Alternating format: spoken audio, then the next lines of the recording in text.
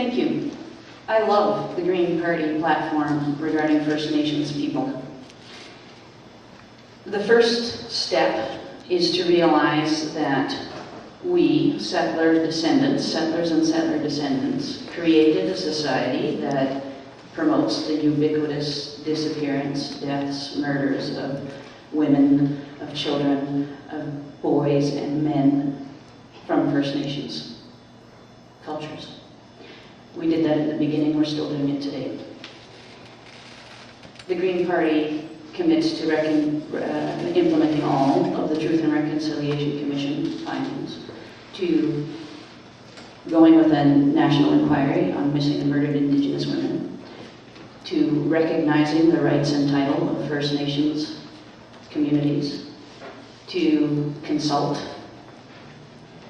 to cancel the Indian Act if that's what the First Nations self-governments decide they want, and to restore environmental protective legislations across the country, and to let First Nations, as they already have been, but to recognize and let First Nations take the lead in the fight for saving the environment.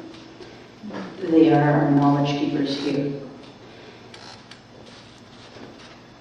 Right now, UN, I think, ranks Canada as, with the standard of living, about number 6 in the world. First Nations is 63rd in Canada, same country. So yeah, the gap, right? 50% of funding for education on reserve. We need to put more money into it. And it has to be a priority that cannot get knocked off the table. If we have to decide where things are going, we've got to live up to our treaty obligations and put the money where we said we were going to put it, into First Nations. We need to remove that 2% cap for post-secondary. The First Nations population is young and growing and thriving, and from the folks that I've met in my travels, there